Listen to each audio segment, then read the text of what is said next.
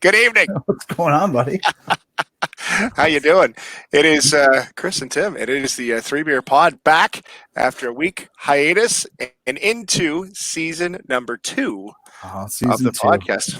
Who would have thought, buddy? Never Good thought it to would see last this long. Yeah, good to see you too, man. This is awesome. This is awesome. We were off last week, and good to be back now. It's like this is right. This is normal. Yeah, I was a little lost last week. I'm not gonna lie. We made it through the beginning of COVID by doing this, and then I didn't know what to do last Tuesday. We didn't even have the after show last Tuesday. No. So, Jeez. man, it was a tough Tuesday last week.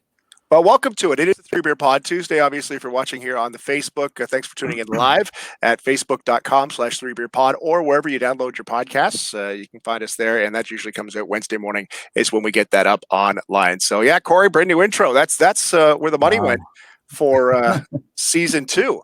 We threw it right Big into investment. Big investment for season 2. Don't want to give a spoiler, but you may want to listen to the extra tonight too. Oh boy. That is also new. Thanks to our guests in season 1. That was a lot of fun. Our guest tonight will be Jesse Lumsden. He assures me he will be here, and spoiler alert, he is standing by. So Jesse will officially join us here tonight. And our buddy Darren Ebear, who is a local beer nerd and one of the first ever groupies of the 3BeerPod, will be a guest coming up a little bit later on tonight. That's exciting too, eh? Yeah.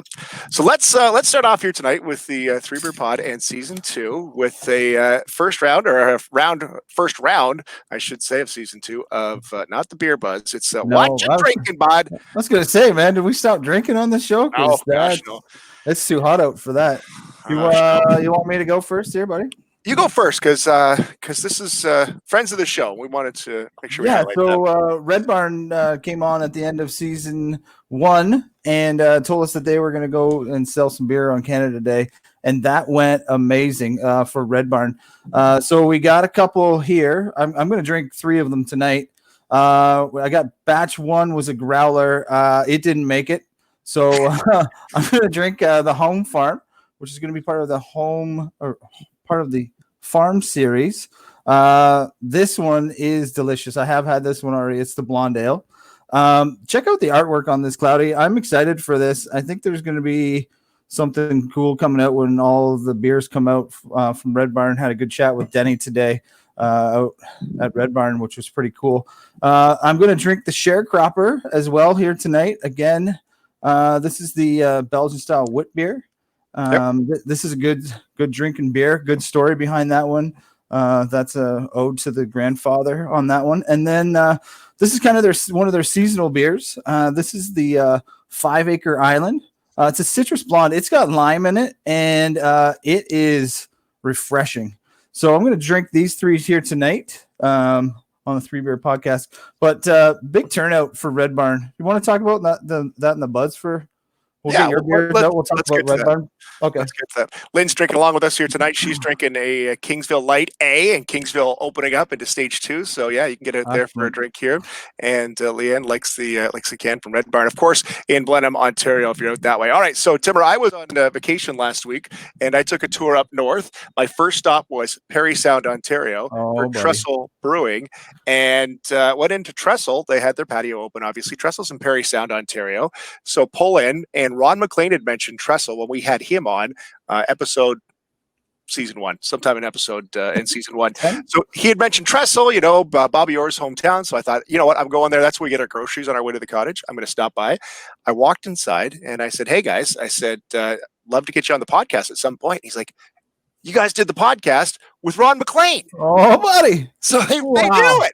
They knew it. So, hey, Trestle, cheers to you. This golden ale from Trestle, though the Trestle is a bridge, which is right outside basically Trestle Brewery. It's an awesome spot right on Georgian Bay, the little harbor right there. Awesome. So Trestle, I'm going to try that.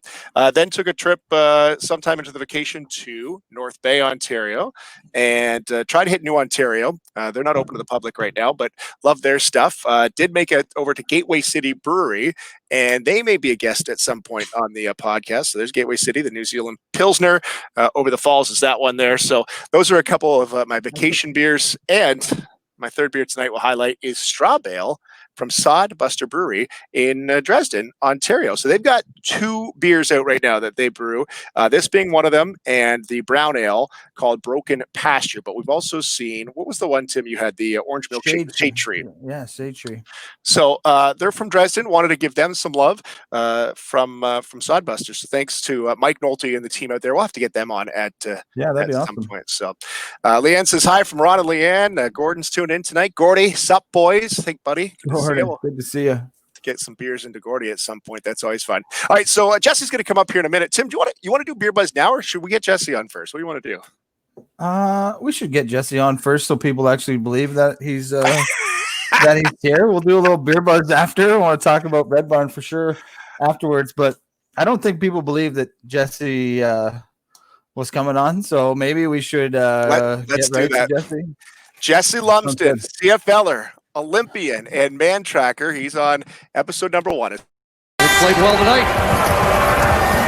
Lumsden left side, huge hole, busts it. Jesse Lumsden gone.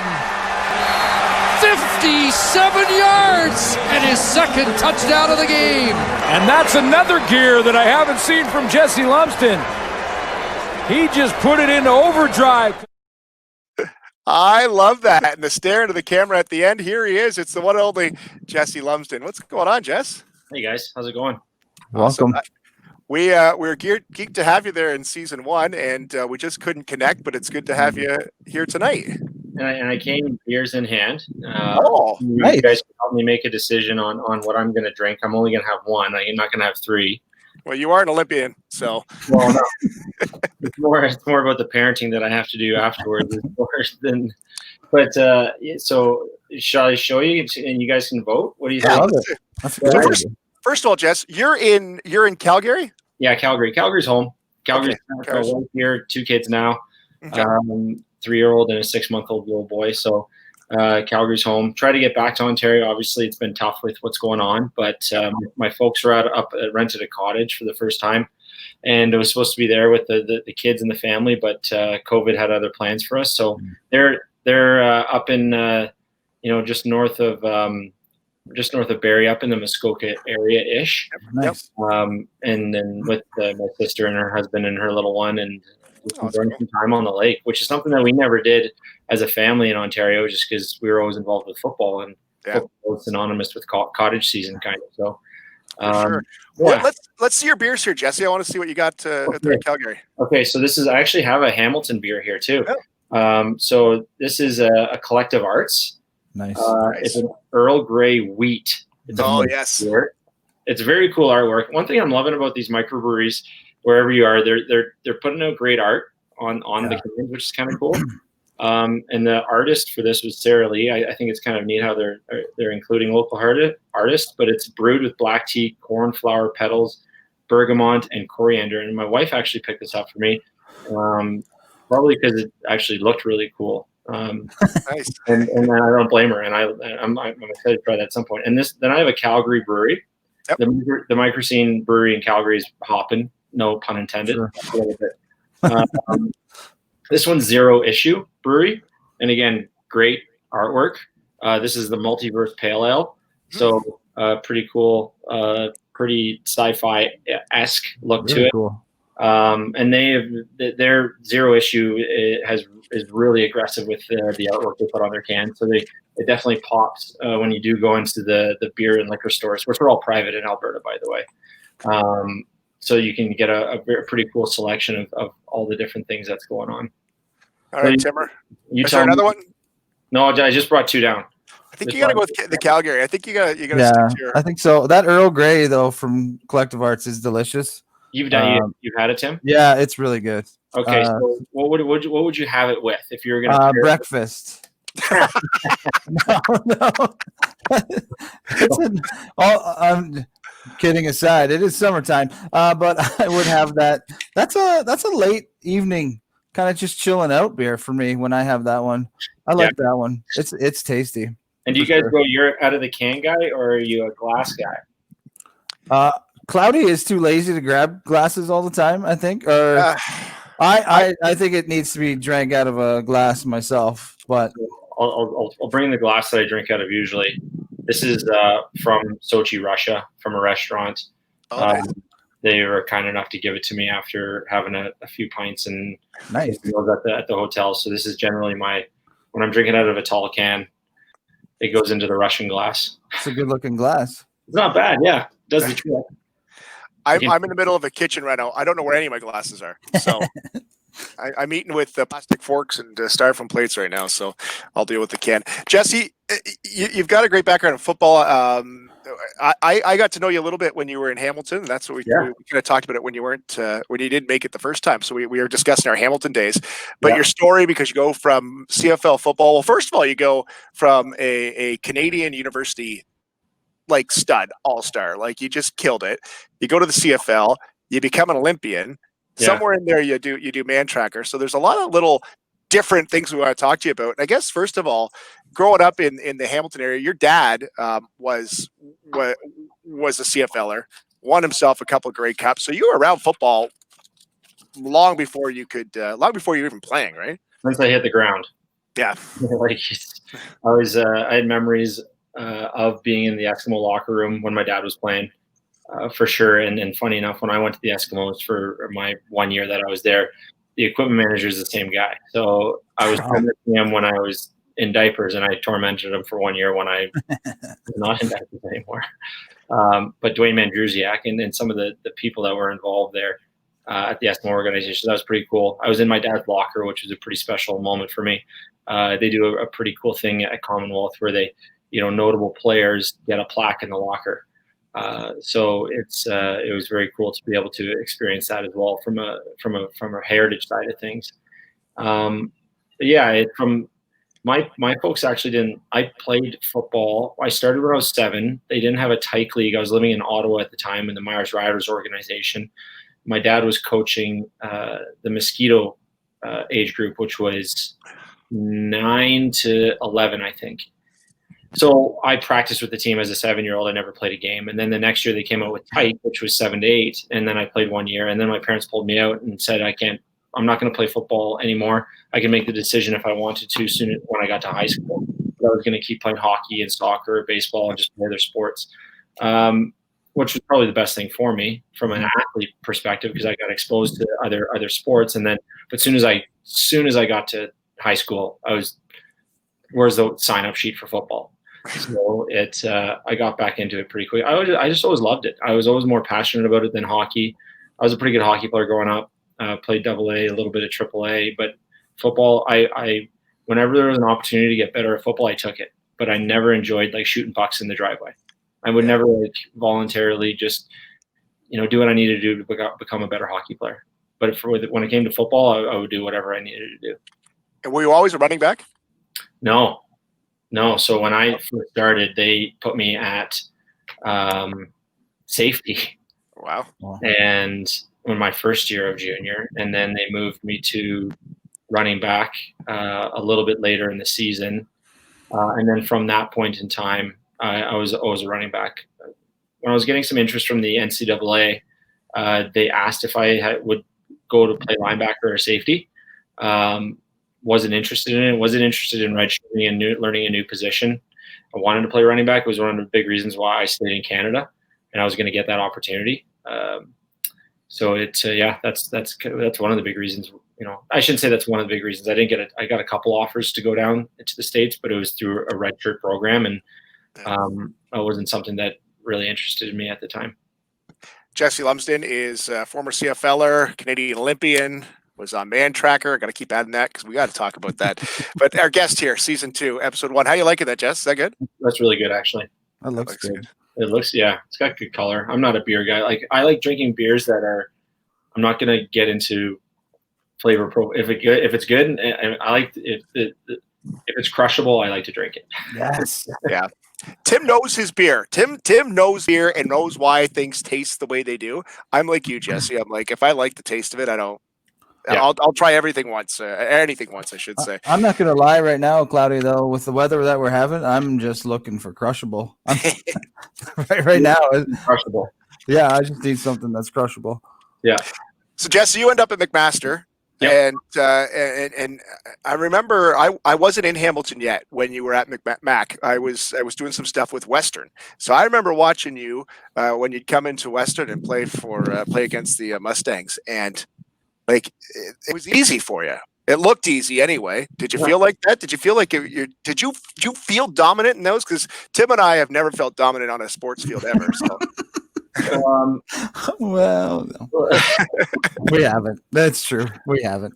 I mean, I had some great guys in front of me when I didn't start in my first 2, 3. I didn't start till my 4th. I started a bit more in my 3rd year, but my first 2 years I backed up Kojo Edu and Kyle Pierre, and I got reps. It was great, and I got up to learn a ton from those guys.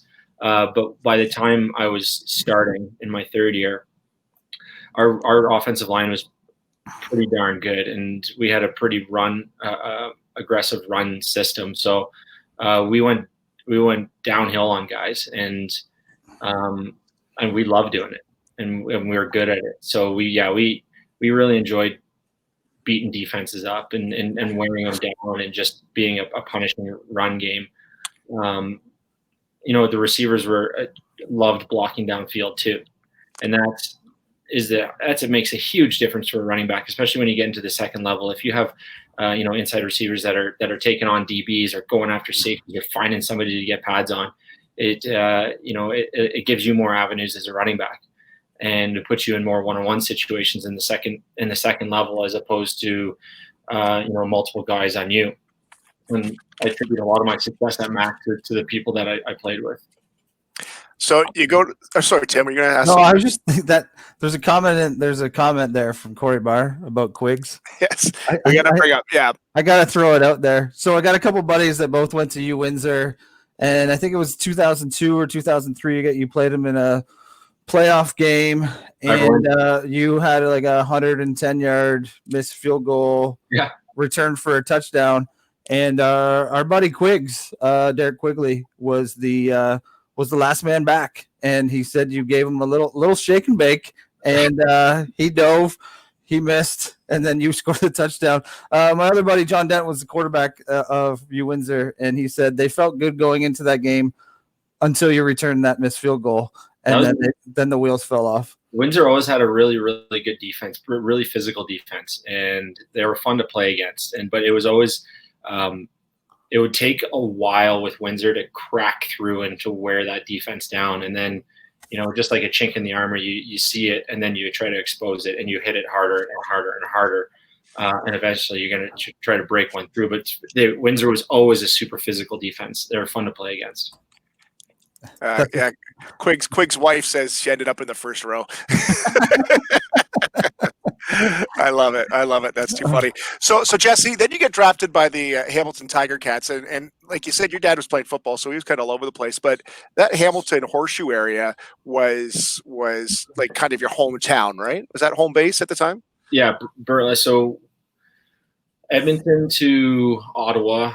My dad was working with the Rough Riders, and then went to the Ticats as the GM mid '90s. And then we stayed in Ottawa for a year, and then the family came out to, and we resided in Burlington.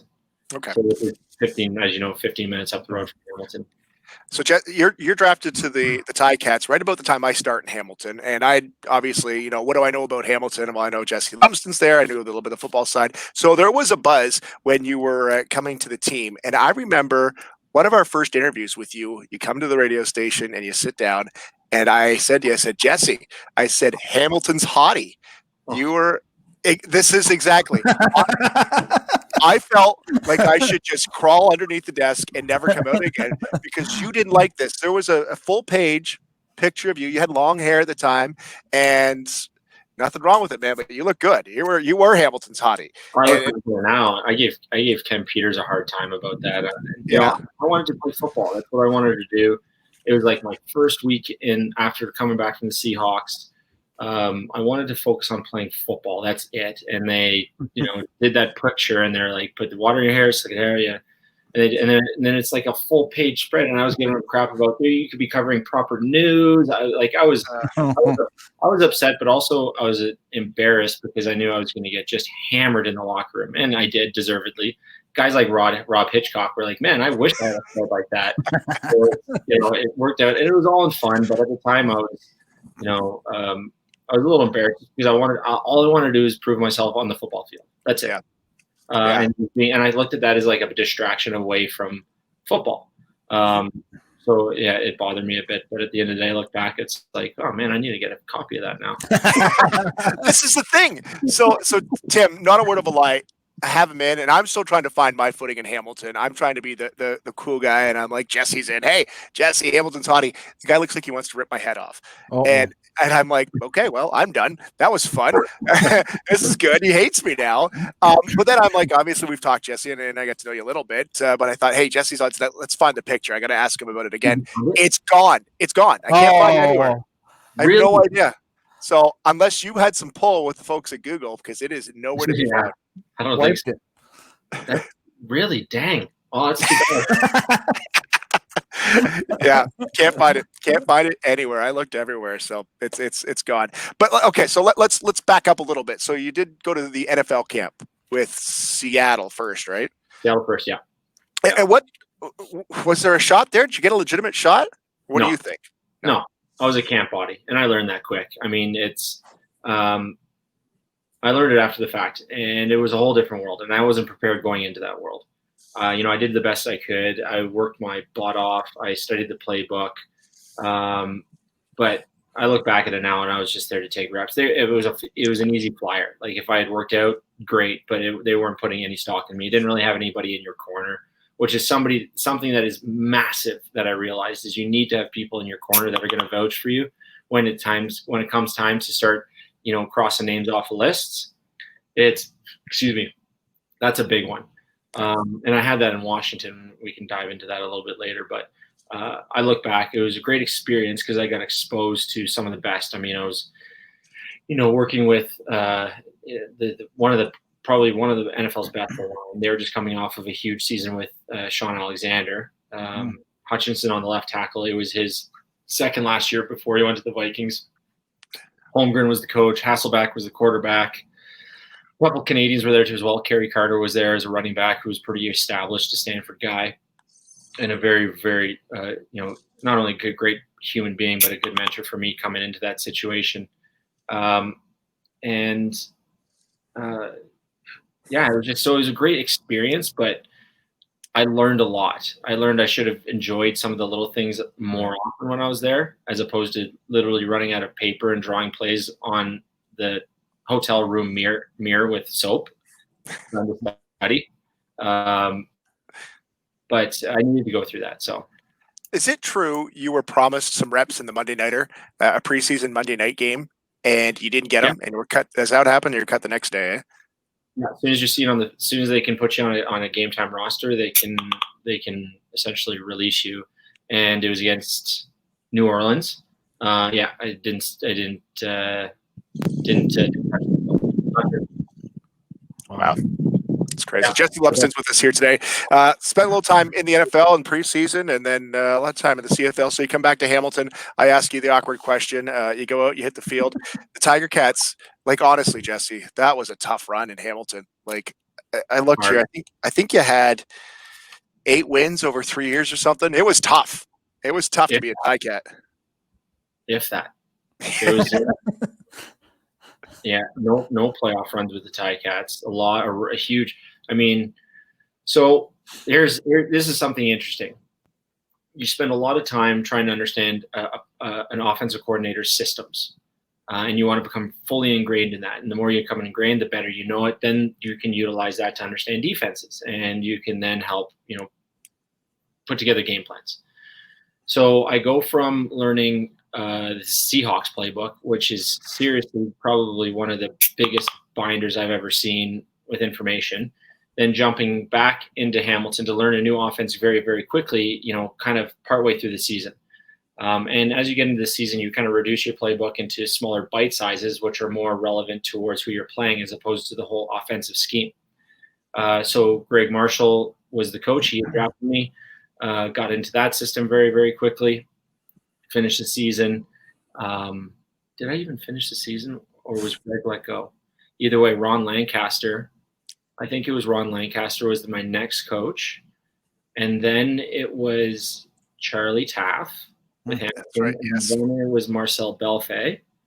And then after that, and then also, if you include the year after my first year, learning Al Saunders' offense with the Washington Redskins. Wow. So in a 3-year period, I had gone through 1, 2, 3, 4, 5, 6 offensive systems. Wow. So which from a student of the game standpoint, it's great, but it's also you can't get comfortable. No. And it was a rotation of players and coaches in Hamilton during those times, which was unfortunate because you can't build a culture off of that. It's very, very hard to build a culture of trust and understanding, you're going to be there and new faces coming in every week. So definitely, yeah. And as from the fan standpoint, Matt. That year, wasn't it the first time you touched the ball, like a 70-yard touchdown? Didn't you just bust one right off your first play, I think? No, first play. Let me think about this. And then my first play was a kick. First time I touched the ball was a kick return, and I think it was a good kick return. I think. It was okay. Yeah, it was okay. I think it was a we great one. don't have the video. Come on. Here's the video. I can't remember now. No, it was an interesting time. I thought it was weird, and so I was doing I did the pregame show for the radio station that broadcast the Tiger Cat game. So I would come down to your practices once or twice a week, grab you, or Hitchcock was a great guy, and Casey Printers was there. I'm trying to think of who else was around during those times, but always good guys to talk to. Yeah. Sandy Beveridge is the guy. Sandy was one of the nicest guys ever. But he comes up to me and goes, "Chris, listen, I got a scoop for you. I'm quitting." And I said, "You're quitting, man? Like this is the dream. You're playing pro sports." He's like, "No, I'm going to be a firefighter." And I'm like, "Hey, that's awesome. That's a great career." I'm like, "But you're playing football, man. Like that's the dream of so many people." And he's like, "Yeah, but I get paid more as a firefighter." And I thought, wow. And he told me what he was making, and I was making more, but I wasn't making a lot at that time, and I couldn't get over it. It's tough. If you're in the CFL, you've got to love playing football, and you've got to have that still hope for that dream that you're going to make it at some point, right? Yeah, and it's getting better now, but like you said, entry-level firefighters are making more than professional football players, which I actually should be the case. Yep. First responder, you should be making a good paycheck. You're taking care of putting yourself in that situation. You should be making a good paycheck. I'm not saying that professional athletes should be making more or less, but when it comes to making a decision like that, yeah. And Sandy had been playing a long time because he came out of UBC as a young guy. So he was playing professional football, I think, at 21 or 22. And he played a good handful of career, but then you have a family, and you want to wake up without feeling like absolute, like you weren't hit by 6 cars the night before. And so for sure, the love of the game is a big part of it. You want to be compensated properly. It's getting better. Base has increased over the last number of years. Guys are getting paid pretty good, which is good. Hoping the CFL brand can get through this, and figure a way to continue to grow in different markets. I know Toronto is just getting hammered right now, and Vancouver is struggling. So it's going to be tough for them. But at the same point in time, Sandy, you're not making 7 figures. You're not making high 6 figures as like you would be in the NFL. So those are legitimate questions that guys would ask themselves all the time. It just blew my mind. As somebody, as a young man, you're like, man, playing pro sports would be the best thing ever. And he's like, I would be a firefighter. And I'm like, that's what? Like, why would you? But you're right. It's obviously a great career and profession for him. So it really opened my eyes to what it was really like back then with the CFL. Tim, did you have anything else in the CFL? Because we can get into this Olympic time. No, let's talk about the bobsledding. I love the CFL. I really do. But I'm excited to talk about bobsledding. I'm not going to lie. How does that transition happen? Yeah, that's probably the question I get asked most, because nobody in Canada really grows up wanting to be a bobsledder. It's not a primary sport. It's not something that you really think about. You see it 4 times a year. Back then, you'd see it on the Speed Channel. Uh-huh. So it's like what they did really, really well, and the high performance director at the time was a guy by the name of Matt Hindle, is he really worked hard to target collegiate sport athletes. Because I remember getting letters from BCS, Bobsled Canada Skeleton, when I played at Mac, just saying, hey, this is the sport. I never thought anything of it because, I was going to go play in the NFL for 15, 20 years and didn't work out that way. But in 2000 and going into free agency in 2009, February 2009, they had contacted me and 3 other athletes, Chad Rempel, and Chad might still be playing in the CFL for all I know. That guy is just, I don't know how many lives he has, but he went from an inside receiver to a long snapper and has been just doing really well. So it was myself, Chad Rempel, Neville Wright, who's a national sprinter, Right, and what they did is they put together this essentially called a blue chip camp, and they brought out a handful of us in Calgary, Canadian home games. So they had money behind the program to really do something and really try to extend the reach. And they tried to find athletes that would make a quick transition and potentially contribute to an Olympic team. So they called me. I was in my dad's kitchen, my mom and dad's kitchen, and I was like, "Thanks for reaching out, Matt. I don't know if it's for me." I was coming off my second shoulder surgery. And my dad was like, "Go do it. They're going to pay for you to go in Calgary and train with Olympic athletes in a different sport. Why wouldn't you do that?" So I was like, "Okay, yeah, it's different environment. Get my head around it." And I went out and fell in love with the whole atmosphere and fell in love with the sport and fell in love with the idea at the time of potentially representing Canada, which you never get to do really in football, like some tournaments and stuff. But so they look for sort of that second career athlete that's transitioning out of college sports or transitioning out of professional sport and maybe wants to or can extend their athletic career for a little bit longer. So he did a good job with that.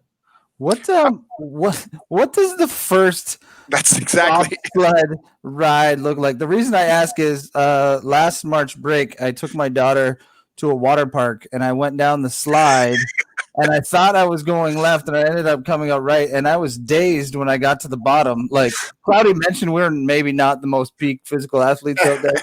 I think I got a concussion riding a water slide. So I just want to know, what does the first bobsledding adventure feel like for you? Is it? I can't even imagine because I can't even go down a water slide. So I'm just wondering what that feels. What that feels like to you. It's really hard to describe, actually. It's not like a roller coaster, and I love roller coasters, but it's nothing like a roller coaster, and it's not like a water slide. It's kind of like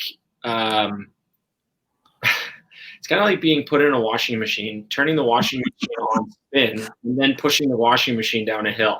Oh my god! You get to the bottom, and you're like, "What the f just happened?" Yeah. So you get through the first run, and then you get to the second run, and then you're like, "Okay, I'm starting to figure this out." And but it is a bit of it's just such a weird feeling. You're sliding down a hill super fast. You're getting thrown into corners that have a lot of pressure that is pushing you even farther into the sled. You're tapping walls. You don't know what it's like. And then you hear your pilot yell, "Brakes, brakes, brakes, brakes," and you're supposed to pull the brakes to slow yourself down. As you approach through the finish line, you go through the outrun, and the outrun is an uphill section to help slow the sled down. In Whistler, you're pulling the brakes pretty hard too, because you're going from 150 kilometers to trying to get to 0 kilometers in 250 to 400 meters. So I know it's not a great answer because it is really hard. There's nothing really to describe it. And then when I say, people ask me, it's like, well, and I've been fortunate enough to be able to bring friends out and family out and get them to do a run in Calgary. They're like, "Well, what it's like?" I'm like, "We'll talk about it after." I'm at the bottom, and they hop out, and I'm like, "So what was it like?" And they're like, "I have no idea." We found this, Jesse. We got to talk about this here. So you guys need some money. You need some work. Why don't you tell me a little bit about yourselves? What do you guys do? Well, we push stuff.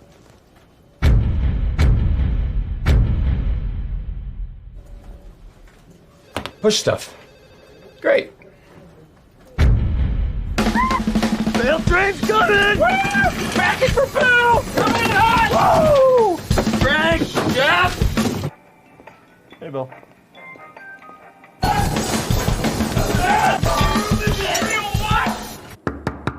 Room service?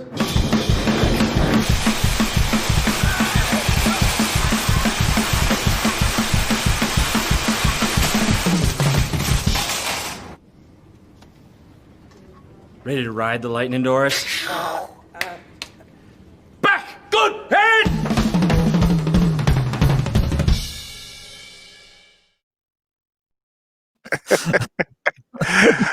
I'm not gonna lie, I've watched that 5 or 6 times. That's good stuff right there. I love that, man. That's good stuff. So that was my first venture into producing something, a video. So it's So you produced that. yeah, I was part of the production team. So it was a concept that I had run by my PR director and Bill, the guy who walked through the kitchen in the office scene. That's Chris Dornan, and he's the media attaché for Bobsleigh Canada. And he's very, very forward-thinking. And on tour, he comes out sometimes. And we were getting ready to go into the 2014 season. And Justin, who had been a teammate of mine in 2010 and ended up being a teammate of mine in 2014 as well, we were going to do a fundraising campaign. I'm like, let's do something a little different. I have this concept. What would you do? What would happen if you put bobsledders in, real-world situations? The typical idea of what a bobsledder meathead, pushing stuff, this, that, and everything else. So we reached out to a couple production companies, and Joe Media loved the idea, and actually did it in support of us. So they contributed a lot of their, camera crew and people involved and creative people to put the storyboard together and put it into action. So we filmed it over a day. And then they were nominated for an award for it as well. Wow. Which was very, very cool. But it was really just to build awareness and drive some opportunity and sponsorship dollars to our fundraising campaign. And people loved it. People had they enjoyed it. It was more just for fun than anything else. But that was a pretty cool experience. I love it, man. That's great. You see it on your website, jesselumsden.ca. Jess, 3 Olympics, is that right? You've been 3? Yep. Vancouver, Korea, or Sochi, and Pyeongchang, Korea. Is there another one coming for you? No. You're done? Done. Yeah. All done. That's it. It was luge ever an option? No, luge is no. So luge is the toughest of the sliding sports. Yeah. 2-man luge, I think, is the toughest.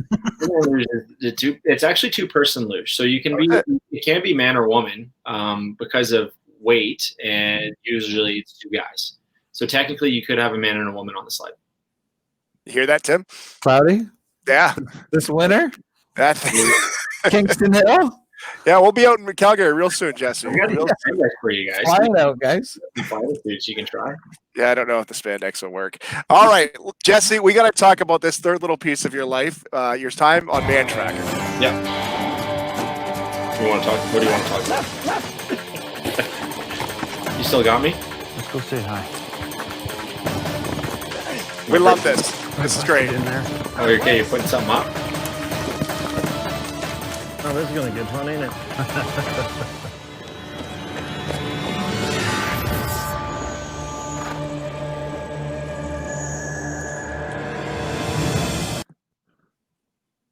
There you go. Your time on Mantracker. So Tim and I, obviously, we would love to have been pro football players. We would have loved to have been at the Olympics. But I think we're most jealous about your time on Mantracker. How did that happen? That was after 2010 games. It was, again, Justin and I. Somebody reached out to us last minute. Some people canceled. I was released from the Eskimos just prior to that, so I was a free agent again, and I wanted to play football. And Justin and I decided to hop on. It's like, yeah, let's do it. It was like 2 weeks advance notice. We had both started training again. Me trying to get onto a team. And funny enough that Winnipeg had just called me the day before I was supposed to be doing Mantracker. And then Toronto. So we did it in Sault Ste. Marie, Northern Ontario. I think it was the Sault. And we get to the Sioux, and then Toronto calls me. and wants to talk about a contract. And I said, Oh, gee. I can't say it. So I'm like, I'm going to be offline for a couple of days. I'll be back. So I had just to finish this story. So I do it 2 days later. I check my voicemail. Winnipeg's wondering where the hell I am. Come on. We want you to play next weekend. And then on top of that, Calgary has now called me and left a voicemail. Come on. So I'm like, oh my God. They'll be not happy. But either way, it was such a cool experience. And it is so, people knock reality TV, but this is as real as it got. Oh, yeah. It is as real as it got. There was no, staging anything. Like when the race started. And then what happened was you had a stop point at that evening to set up camp, and they needed to water horses. And there's Terry, who's a great guy. He's just south of us in High River, Alberta, and I've seen him a bunch. Man. And he's a great guy. So then you go through, you set up camp, you sleep the night, you try to sleep the night, and then sort of race starts back on 7:30 the next morning. And then the race is on again until it's over. So that's the cool thing. Nobody ever stops you and says, let's reposition this. Let's do that again. You have 2 camera crew with you in case you get separated. Lawrence and the other guy's camera. The 2 camera guys were so good in the woods, and they were camoed up. And like the unique thing was like, well, what if they see the cameraman? That was our question. Right. Yeah. So if you see the cameraman, you see us anyway. If you see us, you see the cameraman. So they would never compromise our opportunity to win the race to get a shot. What they would do is they mark the situation. So we were up there for 4 days. They mark the situation, and after the race is concluded, we go back and shoot B-roll. And then what they do is plug B-roll in to get the cinematic side of it. And be able to capture it live. So there is TV production involved for sure, but it's never at the cost of the race. It's never impeding the race, which is great because it's natural and it's real. Man, I acted like a jackass at the beginning of that. And the third time when I heard those horses coming up behind me for the first time, holy. Yeah. Like, it's a great episode. I'm not gonna lie, because you guys are just kind of going along, and then here comes Terry on the horse. It's like, oh boy, time to hit the bush here. I hit it hard too. We were on this gravel road, and if we went right, we'd have to go up, and left is down into a river valley. And I turned left and sprinted and hit that edge like I was doing an Olympic long jump, and I went out and down far. And I lost a knife on me, tumbled, and came to a stop. And Justin came back to me, and I was just like, "What the heck just happened?" That's awesome. Oh, it's real now. That's hilarious, man. Do they tell you where you're going to be? Do they say, hey, you're going to be in the Sioux? Well, I guess you know because you're going to the Sioux, but what kind of information do they give you? Or they just say, hey, you're here. They gave us a topographic map the night before to study. Wow. They gave us an idea of where we're starting and where we're finishing. And the topography helped a bit, and we used compasses to try to navigate as much as possible. Obviously deviated very, very quickly. But man, that was such a fun experience. I was so impressed with just the overall how it, I'd been involved with some TV little things here and there, but just how they functioned as a unit was so cool. And then we got separated. Justin went off on his own. I had the map. He got stuck in a swamp full of goose shit, and they were both on him. I didn't realize that, and I made my way to the finish line and waited for Justin, and they all came in together. And the finish line was essentially a horse trailer because that's where the horses were going to go into afterwards. And then as soon as it was done, met Terry, met Phil. Phil goes into the horse trailer and pulls out a case of beer. And nice. This is awesome. As awesome as I thought it would be. That's the best. Yeah, it was really good. So it was cool, and then you get to know Phil because we didn't meet Terry or Phil beforehand. You don't see anybody. Okay, that was my question. You see them at the start line, or do you see them at all? You don't see him until he's coming up your ass at 25 kilometers on a trot, 30 kilometers an hour on a horse. You don't, That's awesome. yeah, it was a lot of fun. Wow. Not to bury the headline here, but you finished. You won. You beat Mantracker, dude. Yeah, at the cost of my teammate. It's Mantracker. That's so funny. I did read your sister and your dad were on Amazing Race. So That's right. you got some reality TV in the family. I know. That one, Mantracker, I think would be exciting. Amazing Race gives me anxiety watching. Like I just always feel like you're late. What was their experience like with that? And my dad's experience was a little bit different than my sister's, I think. He looked at it, she was go, go, go, and he was trying to be really strategic with certain things.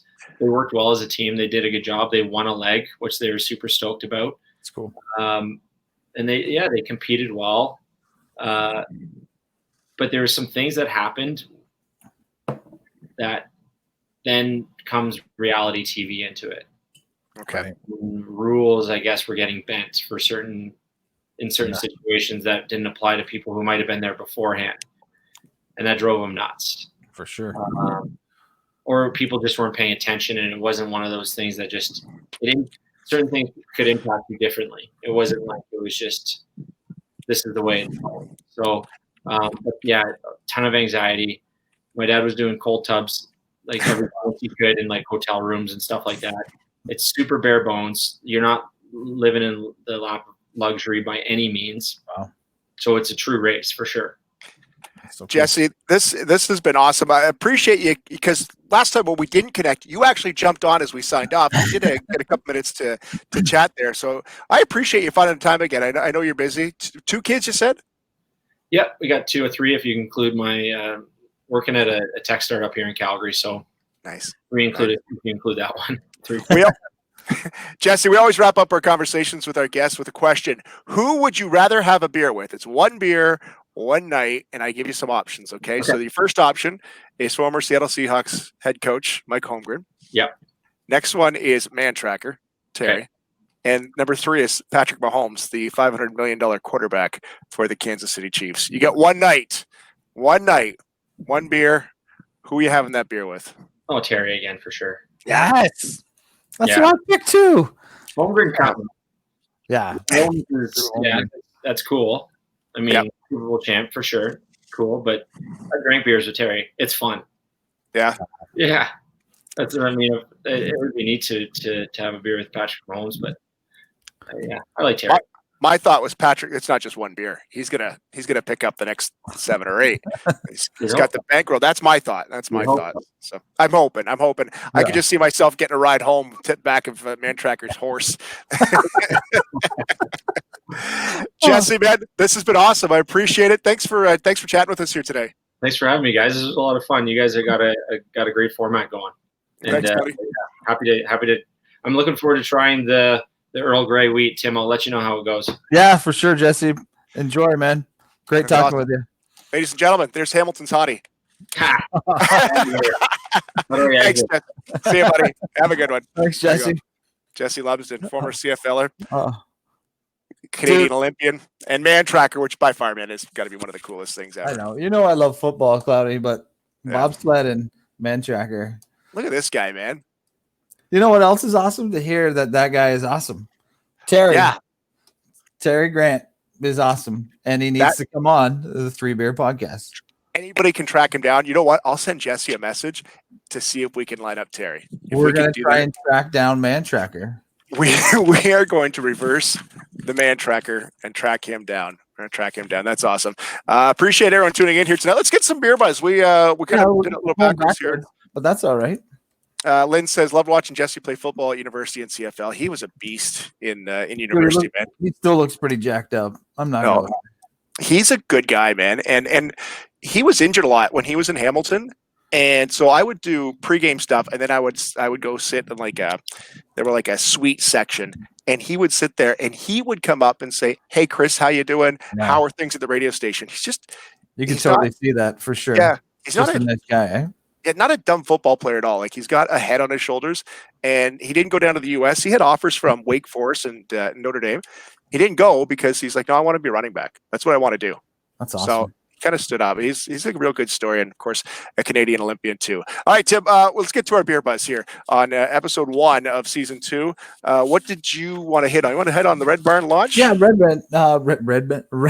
Barn opened up on July 1st. So I was like, I want to be there. I don't want to be the first guy in line, but I want to be out there. So I get out there. It's about 5 to 9. Kind of drive by just to check it out, and it's lined up, and that was awesome. So whipped the car around, got in line, and bought some beer. And I know that in talking with Denny, they were overwhelmed with everyone supporting them, but it's good beer, so it should be supported.